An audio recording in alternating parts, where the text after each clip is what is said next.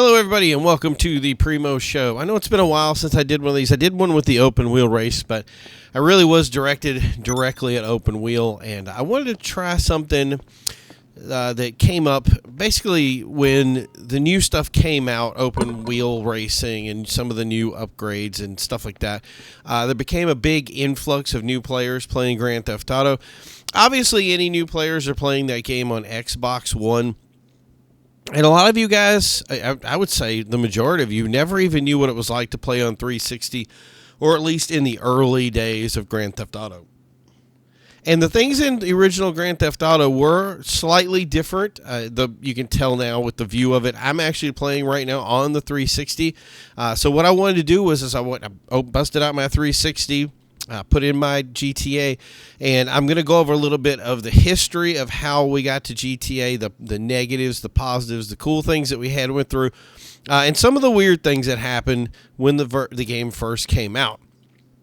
I'm also going to show you some things with cars that I think are really, really interesting, that are really it's something that's a slip out of time. So if that's something you're interested in, check it out. We're going to be with that in a second. So the first thing that I need to go over is really the start of GTA. When it came out, obviously it came out on the 360. It came out in October, and October was just the single player. When we first opened up the game, there was an online section, but you didn't have any access to it.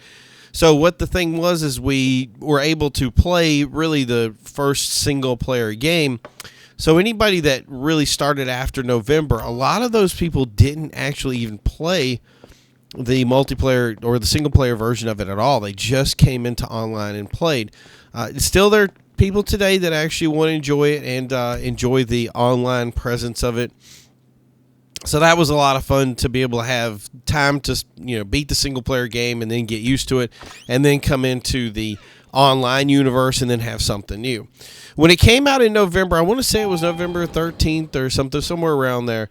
When we came in, there were already problems. I don't think they were ready at all for what the influx of what we came on, and what they had was a lot of cloud server issues. Now, originally people were saying that the problem was that the cloud servers were broken and that they weren't saving players. But what really happened was that if you played this game back then, the only way to really get back to out of online was to press down. So you see your options here. So I can press up and go to a different player, or I can press start online and then leave GTA online. That was pretty much how you did it.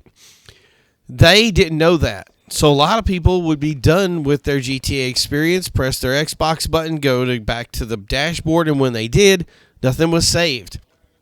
So what happened in the first days of GTA, not only was there a moment when people like us had known that and said, look, we're going to leave GTA so it'll save it, the cloud servers would pop up and say they didn't save their character. So what happened was a lot of people would create a character, come back in, and then lose their characters. They had to start the whole process all over again. Now, thankfully, that never happened for me. A lot of times I knew that the cloud servers were there, so I made my first character, jumped off online back to single player so that everything was kind of saved to where I was, and then I came back in. So even though I had times when I did lose money because cloud servers were down, I didn't lose my character in general. Some people I knew lost 6 and 7 characters, and it really didn't make sense to me up front. And then later on when I was like, oh, great, I need to tell them that they can't just jump off of line, that they need to save it. I just thought it was normal. So what GTA did in the next, probably about December or so, they said, we're sorry for the cloud server issues, did a little explanation of people who were losing characters, and then gave us all a $500,000 bonus. So if you were playing in November, when it came to December, you got a $500,000 bonus in your check. Now, at this point right here, I had $13,585,000 when I went to Xbox One. So as you can see, I didn't need money that much, so it was no big deal. So that was the cool thing. So after I played my single player thing, everybody asked, well, what's your first car that you had? Well, that's it right there. So this is a Bravado Gauntlet. When we first got these, you'll notice that this one doesn't have a wing on it. I think I never upgraded it. I did put dirt tires on it later because I wanted to do like a cool little Mad Max build or something. We were hosting car shows. But I normally do not wear these. I wore the tires that I ride were muscle car tires, and I forgot which one I did, but basically the same setup wheel that's here. I forgot the name of it, but the same setup wheel here is the one that would be on the car itself from the muscle car class. It wouldn't look dirt tires. So the reason we didn't need a wing on these cars is because downforce wasn't a thing. You just bought the car, the downforce that you had on it was really good. This one was exceptional. It's probably without the downforce at the time, it was the best muscle car out there. A lot of people argue at the Dominator, and yes, it was a faster car, but for the handling that this car had with the way it worked, this was the best. Once the downforce came in, the slipperiness came in. This one that either didn't have a wing or it didn't have a nice wing, whatever it was, it ended up that the Dominator was the famous, so I ended up having to I thought I was going to update to the Dominator, but this right here was, you only had one garage. So this was my 10-car garage. So I had one of everything, one of, if you wanted to be any kind of racer, you had to have one coupe, one sedan, one sport, one super, one off-road. That was it. And you had 10 spots, and there were 10 different racing series, so that was it. Now, once you got later on, they added more, but that was beside the point for that time. So I just had my one group of cars and these were my competitive cars, so that way I made it easy for myself. And things have changed a little bit now because of the new, you had more areas to play in and stuff, so I kind of made this my easy area.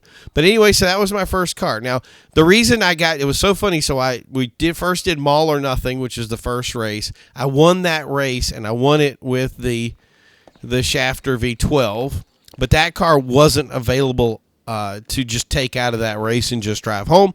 You ran out of line and grabbed something. So one of the guys thought that the players they were playing against were NPCs, so he was like, man, the NPCs in this are really aggressive. And I was like, guys, we're actually here, but he never heard me. I guess he had a Connect or something. So yeah, that was a thing back then.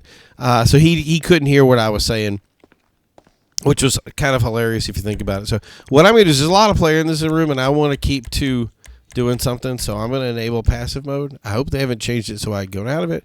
And then we're going to get in this car. So the car that I bought later was the Feltzer. Actually, I'll show you that real quick. Sorry. So what I did was I wanted to be an online racer. That was my dream.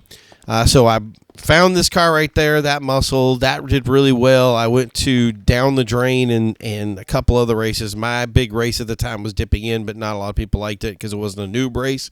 Yeah, you guys you know who you are. So then with the money and earnings I made from that, I bought my nice Feltzer.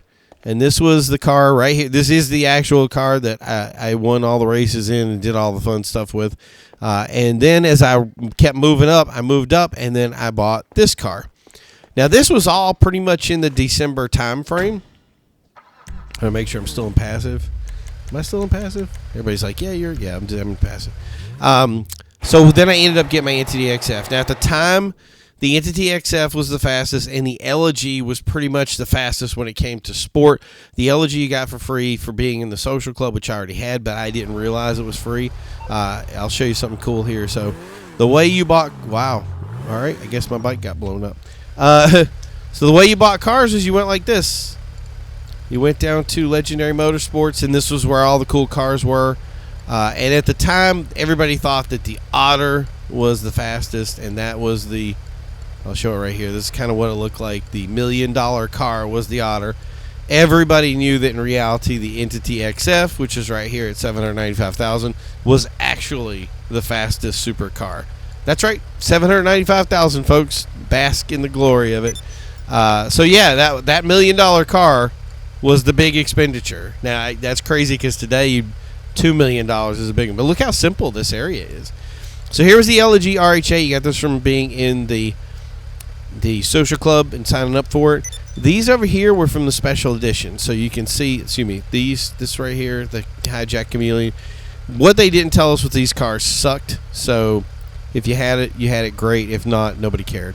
But they were really cool for car shows at the time, were a pretty big idea. The actual fastest top speed car was the True Fate Z-Type. So as you can see, even with this, that things look a little different.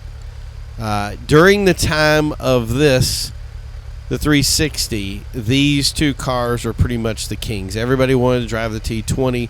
Between that time, there was kind of a lull that everything just stayed the way it was until the Zentorno came out, and the Zentorno was the dominant car for a long time, and then that was in Superclass. But the LG RHA stayed in sports pretty much all the way up to the Xbox One areas. Totally different time. So like, and this is how simple things look. So yeah. So look, somebody else has one too, but he doesn't have something that my Entity XF has that nobody here has, and you're gonna love it. So when we first brought out the game and we bought our first expensive car, we said, hey, we want to sell this car at some point because we want to keep upgrading. I didn't want to sell my Entity XF, so I kept it around, and I did not know that it had an interesting little glitch to it. You have more annoying people. 360 players, I have to say, with free roam, were more annoying than anything. I don't know why, but anyway. So I'll repair it real quick, but then we'll go over and press sell. And sorry, you can only sell this vehicle if it's worth up to $50,000. So that was a real thing. So if you wanted to sell your car and it was worth more than $500,000, you couldn't do it. Now I have cars. I have a Feltzer on another character that actually does not even have the sell option to it. I don't know where it went, what happened to it, but because of the way things are set up at the beginning. And that was changed really early. I don't know if we made to 2014 with that edition or not, but whatever it was, it definitely didn't make it for long. And what they did was they said, basically you got, I think it was 10% of the value or something like that. But anyway, it was worthless. Like if you had a car and you owned it, the only reason you changed it is because there was a faster car to go into the only 10-car room you had. And then later on, they had multiple garages, and by the time that happened, we had what was called the Billionaire Days. So you'd go into a lobby like this, and mine was the Canada Bank of Trust, and the Canada Bank of Trust gifted me, I think it was $56 million, just out of the blue. And that would happen to a lot of players. And then the next thing, you'd see people with $100 million bounties on them or something like that. So during the Billionaire Days, look at there's the casino off in the distance. So I ended up getting somewhere in the range of, I think it was $125 trillion. And I'll get back to that in a second here. So this is the casino. This is what it looked like in 360. Really not much to it, where your little side area over here where your parking garage is, a little bitty swirly thing. It's pretty cool. And instead of the bumpers that kept you out of the back, you can turn off my headlights. I can just drive around and come out here, which I would, if I had show you something funny here too. So this is supposed to be where you sign in, or you get your tickets, but that's funny because you can just walk right around it. I guess design was not a big deal. All right, so now we're going to go over and check out Benny's. I'll let you guys look at that real quick. Man, that's crazy looking, isn't it? Good picture, though. So the Billionaire Days happened, and everybody was gifted like billions of dollars. It was just crazy.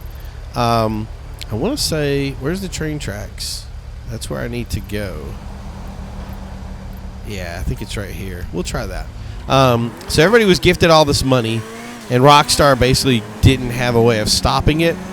So literally, you bought anything you wanted in the game. I unfortunately had already bought my Rhino tank. I had bought a Buzzard chopper for contact missions. So when I was gifted all the money, I ended up just making another character, and that was going to be my MC character. The most I needed was like $15,000 for a Hexer. Can you imagine? Like, that's all I needed, $15,000. And the ability to buy a leather jacket, and then I was, joined a motorcycle crew, and then I had a secondary character for that. So that was really fun. But that was the thing, is I owned everything. So Rockstar at some point figured out what to do. They said that they were going to, if you made more money in that time, that they weren't going to take any money from you, that you'd get all the extra money back, and that they were going to take everybody's money. And if you did spend more than you had earned, that they were going to give you, $500,000. So in reality, they just took everybody. If you had a ton of money, they took all the money, gave you $500,000 and called it a day. So the way we got around that, I don't know why, am I not in passive?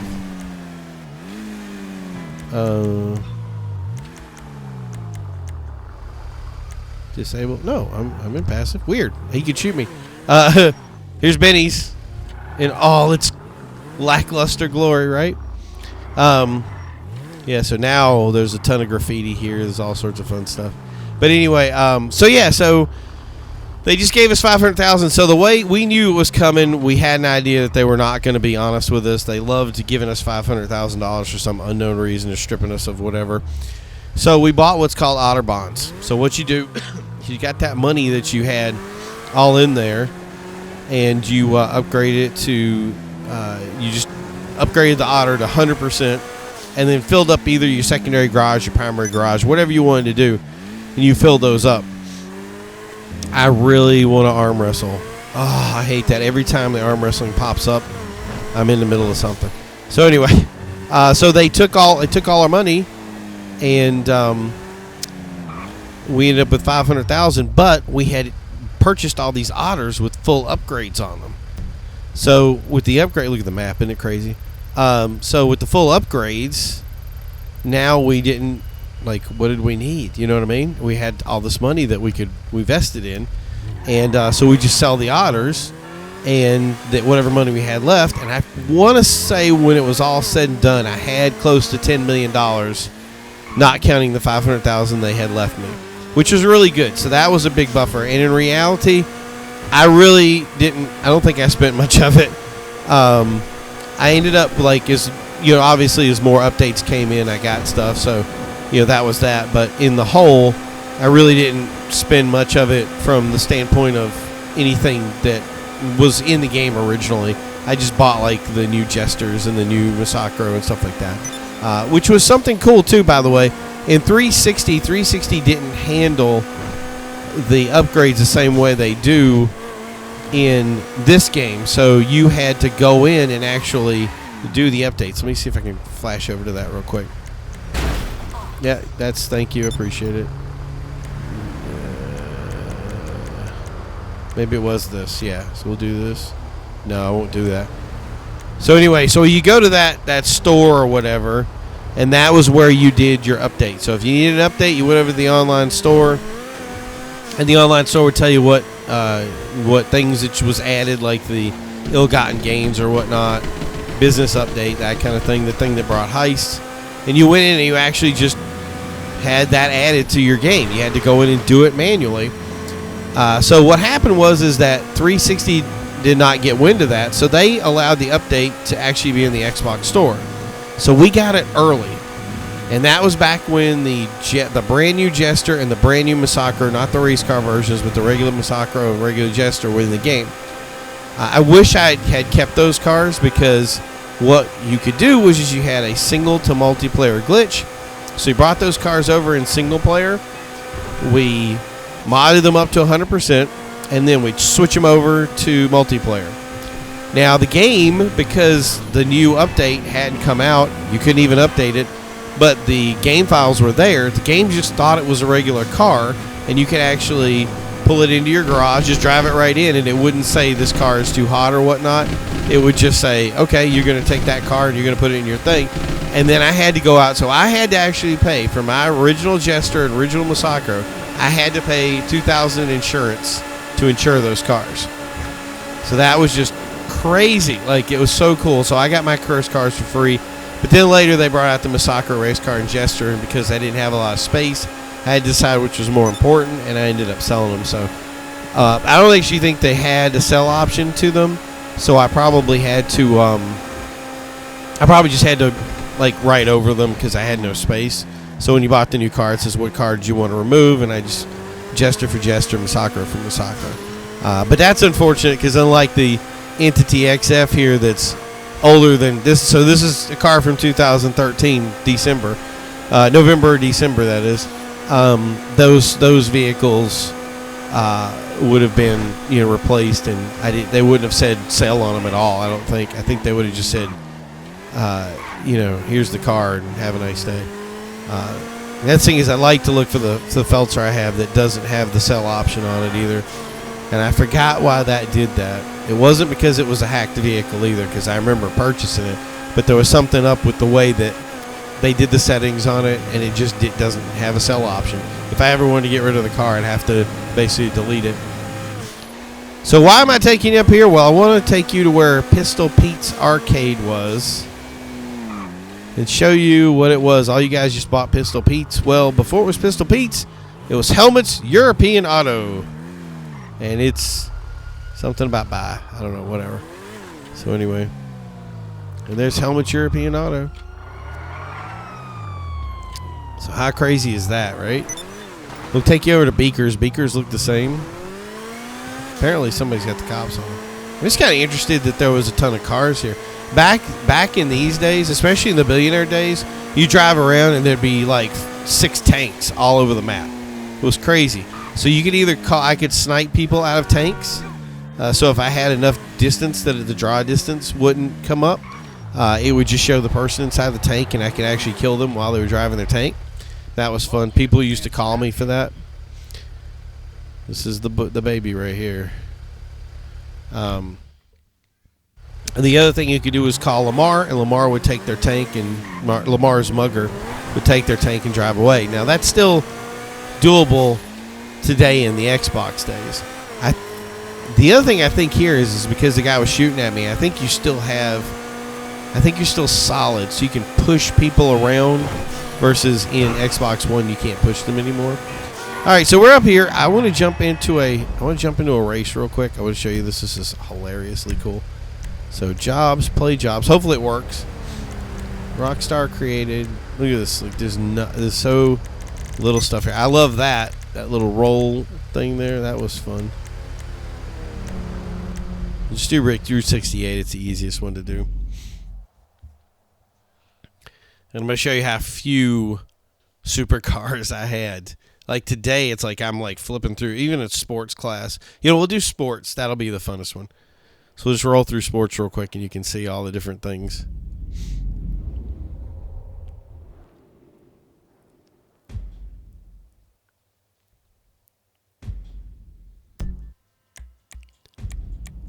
There we go. So do non-contact. We'll do. He's like doing noon and clear, traffic off. Notice it's off or on. That's it. None of these other things. So we'll do with friends best here. You gotta set the sport. Yeah. Sports. I want to do auto invite, but I don't want to wait.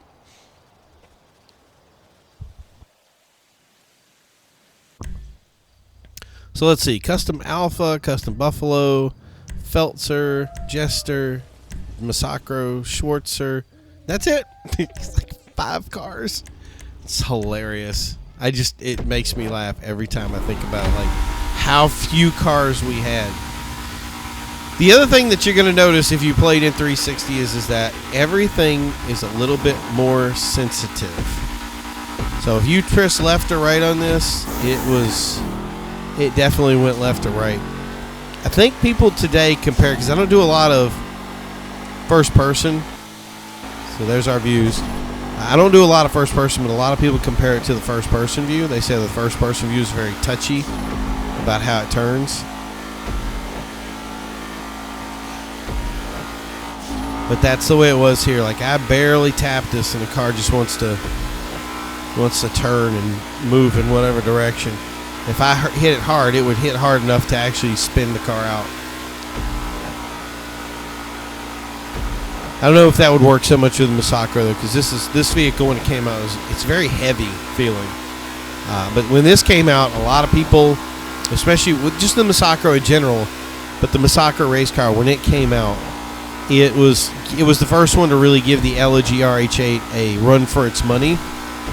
And that was the thing is it was fun to really say, all these LG RH8 guys didn't have the top speed, so they get into the Route 68 matches or whatnot, and they wouldn't have very much luck with it. They'd still try it though, but it was why. I mean, if you saw my win loss on there, I want to say it was like 820 or something like that, or 920 to 990 or something like that. I forgot how it went, but a lot of those wins were really just getting into games like this and racing. The other thing is that with these, obviously catch up was on, so it's just better to set it up yourself and then race your cars and give yourself that edge. You can call that cheating or giving yourself an advantage, whatever. Yeah, I gave myself advantages all the time. I'm not going to say that I'm the best racer online. I'm by far not. And the thing is when you first started, people didn't know what curb boosting was. They didn't know skip shifting. They didn't know all these crazy things. So when you were racing straight up. But there was a lot of guys that just crashed into each other and things of that nature. It wasn't very much fun sometimes.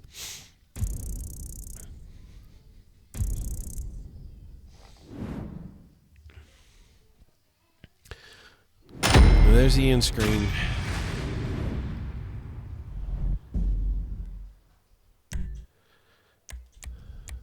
So yeah, there's it's cutting corners right there was the one that everybody tested all the cars on to see how good they were.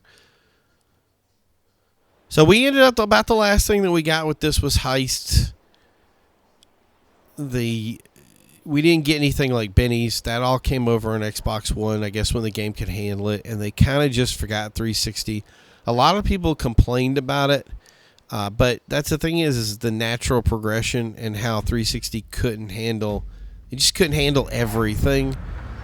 There came a point when it was just not logical to do the stuff that you did with 360 anymore. But it was definitely cool to play over this time. So those were some of the big events that happened. Some of the things that happened in the 360 days that I don't think will ever happen on X1. Today we have oppressors flying in the air. Back then, the Billionaire Days with tanks was probably the worst thing we had. And a couple of guys would go over and steal lasers out of the air base or whatnot. I'll show you this real quick, so you can see what things are at Warstock Cash and Carry. And that will end it after that. So there's Warstock. You finally, there's your Hydra, and this is it. This is all you could buy. Yeah, no lasers, no nothing. So when the Hydra came out with the heist, that was pretty cool. I ended up buying a Hydra. But in the long run, nobody really took out the helicopters other than what. So there's a little bit of debate about, which was faster was the big running gag. But on a whole, none of that happened. It was just, you go online and people would basically ground-based combat each other and basically be annoying, if you will. I don't know if that's changed much from what it is today. Pretty much I think that people are still annoying, but I think that there is a algorithm that really separates for Xbox One that says the players that are, the flashing red ones they've been going around. That was added a lot later. The ones that are really, I guess, terrible characters, if you will, don't end up in free roams with people who are nicer players. And it does some of the research for that to figure out if that's true. Let's see if there's still a... hope I'm in the right spot for that. But, oh yeah, here we go. So if you wanted your custom hearse, you'd pick one up here. Doesn't seem to be here anymore. I think they kind of did something with that. But I'm going to show you one. Yeah, I'm going to show you this other garage over here. So you can see some of the cars. So you can see now, at this point in the game for 360, it finished up with having 3 garages. I think we can. Not what I wanted to do. Hated that. Okay. So hold that down. So Weasel, Richard, Majestic. I passed my intersection. Del Perro, and that's it. So we had 3 garages we could do.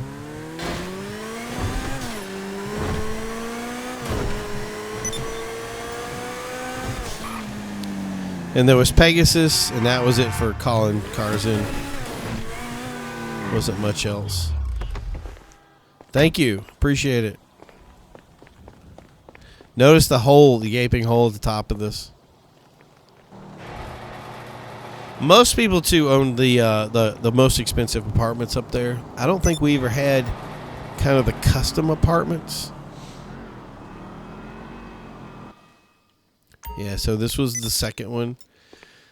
And the reason I do this one is because this car right here, this was a coveted car. The Intruder, Karen Intruder, basically like a Lexus, if you will. This car was very hard to get a hold of. One of the easiest ways to get it was to play Rooftop Rumble. Rooftop Rumble was a contact mission, and that's really, at the time they paid $30,000 per mission. That was later bumped down to $20,000. And then, so the first thing we did is just went in and threw grenades at the guys until they blew up the package, and then it would award you the win. Later on, they made it so the package, hitting the package would fail the mission, and so you had to pick up the package and deliver it back to Medroza. And then later on, they made it so the package didn't show up until you killed all the guys in it. And that was, this car spawned outside of that mission when you left it from free roam, and a lot of times we'd cycle through it. So this was my first real driving car, if you will, the one that I just drove around in free roams with, because I needed to pick up my boys. So, and this was, I think, pretty much the fastest. Everybody loved to drive this in coupe races. Yes, back then we actually did coupe races and sedan races. There was so much stuff. And this is actually a Rusty Voodoo. I was so excited when Benny's came out that I could actually do it my Voodoo.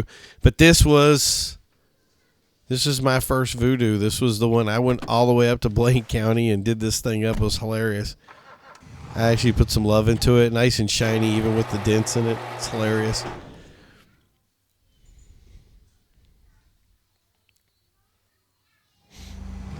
Yeah. That won't even make it up the hill.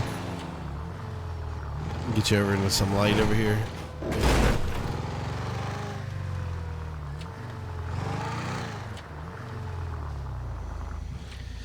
Yeah, so that's it. That's pretty much a lot of the 360 days in a nutshell. I hope you guys enjoyed this. It was definitely fun to make. It was definitely great to come back and pull up my old 360 and pull out some of my old cars and check them out. I actually went through my other character as well to check out what he had. This one had the cooler stuff, especially the entity that you couldn't spend more than $50,000 on. That was just a hoot. But yeah, that was good. I told you some great stories. And we're going to still be around. Obviously, we'll have racing on the channel. We'll continue to show off some more stuff as we go along. And we're going to try to get some more competitions for our racing series. So thank you guys for tuning in. Here's some other videos for you to check out. And I hope to see you guys next time. You guys have a great day and stay safe. We'll talk to you then. Bye.